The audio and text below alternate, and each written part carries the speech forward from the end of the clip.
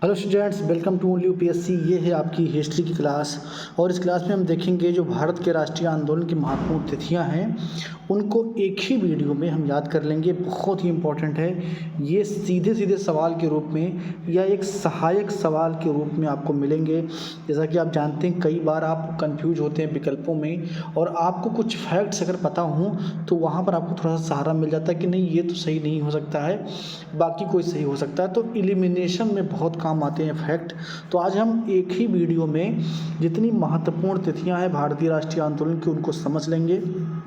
तो चलिए देर नहीं करते हैं, क्लास को शुरुआत करते हैं। शुरू करूँ उससे पहले आपसे एक रिक्वेस्ट है, ये पहली बार हमारे चैनल को विजिट कर रहे हैं तो प्लीज़ सब्सक्राइब कर लीजिए, बेल आइकन को प्रेस कर लीजिए और वीडियो आखिर तक देखिए। उसके बाद ही कोई राय बनाइए कि अच्छी है कि बुरी है। एक बार पूरा देखिए, निश्चित तौर पर आपको बहुत सारी चीज़ें अच्छी मिलेंगी। तो शुरुआत करते हैं पहले फैक्ट से। भारतीय राष्ट्रीय कांग्रेस की स्थापना कब हुई? 1885 में हुई। इसके पहले अध्यक्ष कौन थे? एओ हुम थे, ठीक है ना। तो ऐसे ही आपको नहीं, एओ हुम संस्थापक थे, पहले अध्यक्ष कौन थे? व्योमेश चंद्र बनर्जी थे, ठीक है ना। तो इसको आप करेक्ट कर लेंगे। एओ हुम ने स्थापना की थी, पहले अध्यक्ष व्योमेश चंद्र बनर्जी थे। बंगाल का विभाजन हुआ 1905 ईस्वी में। आप जानते हैं कि 1905 में बंगाल का विभाजन हुआ। और बंगाल का विभाजन कांग्रेस ने क्यों किया था? क्योंकि वो अंग्रेजों ने क्यों किया था? क्योंकि वो एक जो यूनिटी बन रही थी लगातार और उसका जो मुख्य केंद्र बंगाल बना हुआ था उसको विभाजित करना चाहती थी, इसलिए बंगाल विभाजन किया था। 1911 में बंगाल विभाजन को रद्द कर दिया गया था, ये चीज़ भी आप जानते हैं। अगला फैक्ट है आपका मुस्लिम लीग की स्थापना। तो मुस्लिम लीग की स्थापना हुई 1906 ईस्वी में। और ये मुस्लिम लीग जो है इसमें शुरुआत में आप जो सदस्य जुड़े वो आगा खां के नेतृत्व में होता है और बाद में आप जानते हैं कि मोहम्मद अली जिन्ना इसके बहुत बड़े नेता बनते हैं। तो मुस्लिम लीग की स्थापना 1906 ईस्वी में होती है। सूरत अधिवेशन कांग्रेस में प्रथम फूट 1907 में होता है। 1907 के सूरत अधिवेशन में नरम दल और गरम दल, ठीक है ना, नरम दल और गरम दल के बीच में क्या होता है कि लड़ाई स्टार्ट हो जाती है और एक दूसरे से जो है अलग हो जाते हैं, कांग्रेस से बाहर हो जाते हैं। तो जो गरम दल के लोग हैं वो कांग्रेस से बाहर हो जाते हैं। मार्लो मिंटो सुधार। मार्लो मिंटो सुधार होता है 1909 में और ये अपने आप में एक ऐसा सुधार था जिसने सबसे पहले अलग मुस्लिम इलेक्ट्रोल की बात की थी। इसने सबसे पहले अलग एक मुस्लिम इलेक्ट्रोल की बात की थी, तो ये बहुत इंपॉर्टेंट है उसके लिए। ये सारी चीज़ें मैं आपको पढ़ा चुका हूँ, बस यहाँ एक साथ कंपाइल कर रहा हूँ उसको। ब्रिटिश साम्राज्य का दिल्ली दरबार, ये 1911 में लगा था, जॉर्ज पंचम आए थे और इसी दरबार में दो बड़ी घोषणाएं हुई थी। एक तो बंगाल के विभाजन को रद्द किया गया था, इसको रद्द कर दिया गया था, और जो दूसरी बात थी वो ये थी कि कोलकाता से जो राजधानी है ना, कोलकाता से राजधानी को दिल्ली शिफ्ट किया गया था। कहाँ? दिल्ली शिफ्ट किया गया था। तो ये दो बहुत महत्वपूर्ण यहाँ पर घोषणाएं हुई थी। एक तो बंगाल विभाजन को रद्द करना और दूसरा राजधानी को कोलकाता से दिल्ली की ओर शिफ्ट करना। उसके बाद में होम रूल लीग का गठन किया जाता है 1916 में। होम रूल लीग दो बड़े नेताओं के नेतृत्व में चले, एक तो बाल गंगाधर तिलक, ठीक है ना, बाल गंगाधर तिलक, और दूसरी जो नेता थी वो थी एनी बेसेंट। कौन? Annie Besant.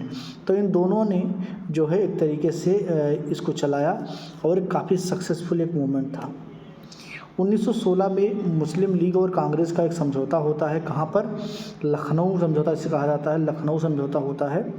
और इस सेशन का अध्यक्षता कर रहे थे अंबिका चरण मजूमदार। और इस सेशन में क्या हुआ कि लीग और कांग्रेस में एक समझौता हो गया। कांग्रेस ने मुस्लिमों के लिए अलग इलेक्टोरल की बात को मान लिया और यही भारत के विभाजन का एक बुनियाद भी पड़ जाता है।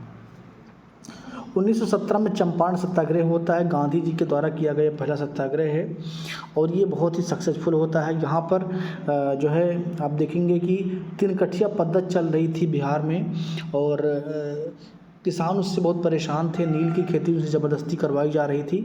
तो इस प्रकार उससे मुक्ति दिलाने के लिए ये 1917 ईस्वी में गांधी जी ने चंपारण में सत्याग्रह किया। ये एक इम्पॉर्टेंट इवेंट है। उसके बाद में रॉलेट एक्ट आता है। रॉलेट एक्ट को ही बिना वकील बिना दलील का एक्ट कहा जाता है और ये 1919 में आता है। कब आता है? 1919 में आता है। तो रॉलेट एक्ट आपका 1919 में आता है, ये बहुत ही इंपॉर्टेंट है।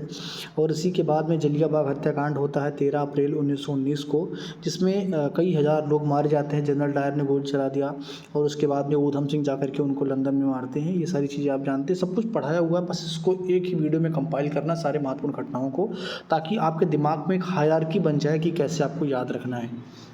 खिलाफत आंदोलन होता है 1920 में, जो है ये जो आंदोलन था ये आप जानते हैं प्रथम विश्व युद्ध के बाद में तुर्की के खलीफा को पद से हटा दिया गया और मुस्तफ़ा कमाल पाशा के नेतृत्व में वहाँ पर एक सरकार का गठन किया गया।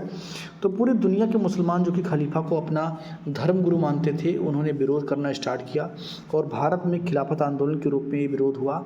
गांधी जी ने भी इस आंदोलन में जो है कहीं ना कहीं एक सक्रिय भूमिका निभाई थी और इस आंदोलन का समर्थन किया था।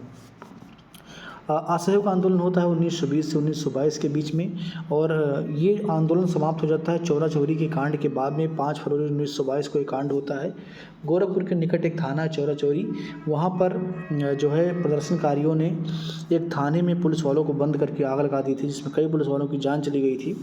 हिंसक प्रदर्शन को देखते हुए गांधी जी ने असहयोग आंदोलन को नॉन कोऑपरेटिव मूवमेंट को वापस ले लिया था। स्वराज पार्टी का गठन होता है 1923 में और इसमें 2 बड़े नेता मोतीलाल नेहरू और CR दास, इनके नेतृत्व में स्वराज पार्टी का गठन किया जाता है। क्योंकि थोड़े से मतभेद हो गए थे कांग्रेस के साथ में। कांग्रेस नहीं चाहती थी कि गवर्नमेंट के फॉर्मेशन में वो शामिल हो, वो जो असेंबली है उसमें बैठे, वो विरोध कर रहे थे। और कुछ कांग्रेस के नेताओं का, जिसमें CR दास, मोतीलाल नेहरू हैं, इनका मानना था कि नहीं, हमें उसमें शामिल होना चाहिए, हमें अपनी बात रखनी चाहिए असेंबली में। तो इसी मतभेद के कारण स्वराज पार्टी का गठन किया मोतीलाल नेहरू ने और CR दास ने, ठीक है ना। साइमन कमीशन की नियुक्ति 1927 में होती है। किस लिए होती है? संविधान बनाने के लिए, भारत के संविधान की रूपरेखा के लिए साइमन कमीशन की नियुक्ति की जाती है।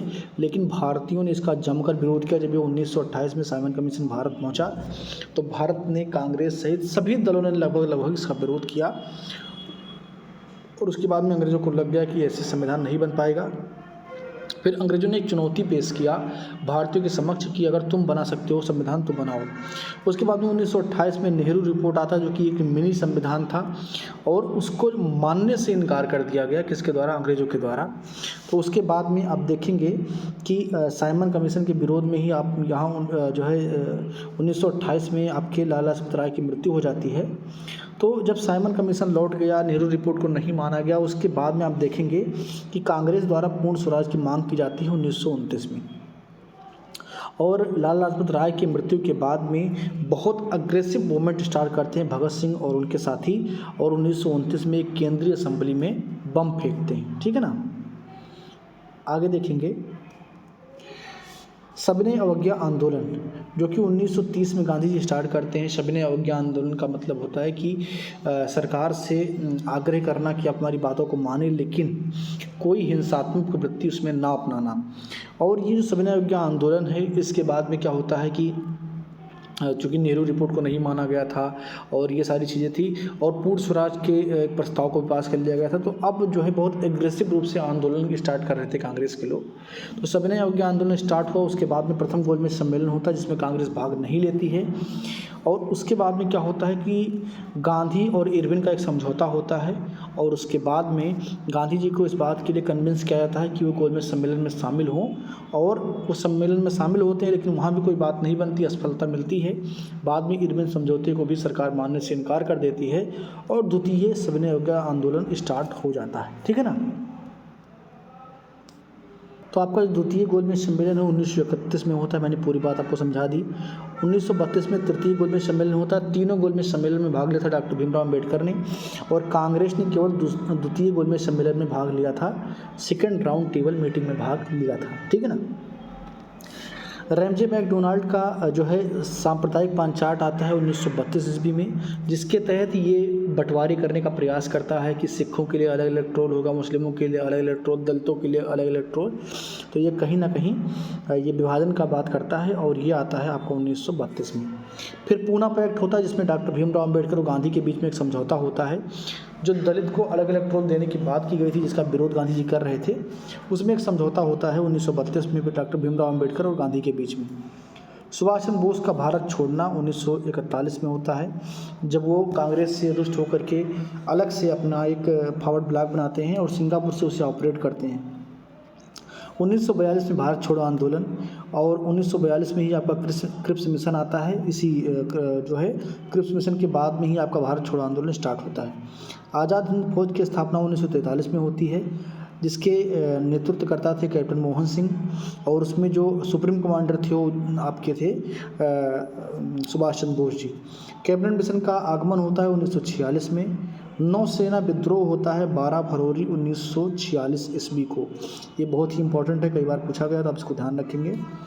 आगे देखेंगे, मुस्लिम लीग द्वारा प्रत्यक्ष कार्रवाई दिवस की जाती है, यानी कि ये लोग कैबिनेट मिशन को नहीं मानते, उसके प्लान को नहीं मानते हैं, तो 16 अगस्त 1946 को प्रत्यक्ष कार्रवाई दिवस करते हैं। देश भर में दंगे होते हैं। अंतरिम सरकार की स्थापना 2 सितंबर 1946 को की जाती है। भारतीय संविधान का निर्वाचन 1946 में होता है, जो आपका कैबिनेट मिशन प्लान था उसके तहत। भारत की विभाजन की रूपरेखा माउंटबेटन योजना में 3 जून 1947 को रखी जाती है। इसके अलावा 15 अगस्त 1947 को भारत का विभाजन कर जो है भारत स्वतंत्र हो जाता है, और 3 जून को विभाजन पर जो है एक माउंटबेटन का प्रस्ताव आता है। महात्मा गांधी की हत्या होती है 30 जनवरी 1948 को। ये भी डेट इंपॉर्टेंट है, तो इसको अभी आप याद रखेंगे। कश्मीर का भारत में विलय होता है 1948 ईस्वी में, और 2019 में आपने देखा कि वो पूर्णतः जो है उसकी जो एक अलग से स्टेटस था उसको हटा दिया गया है। देशी रियासतों का भारत में विलय 1948 से 50 के बीच में हो जाता है, और 26 जनवरी 1950 को भारत एक गणतंत्र के रूप में स्थापित हो जाता है। तो इस प्रकार आपने देखा कि जो पूरी घटनाक्रम 1885 से लेकर के है 1950 तक, ये हमने इस वीडियो में देखा, और सारे एक तरफ से आपको याद रखने, ये आपको बहुत काम करेगा एलिमिनेशन में। तो उम्मीद करता हूँ कि आपको पसंद आया होगा, आपके लिए हेल्पफुल होगा। प्लीज़ लाइक करना, शेयर करना, सब्सक्राइब करना, और अपने राय, अपने कमेंट को कमेंट बॉक्स में जरूर लिखना। बहुत बहुत धन्यवाद।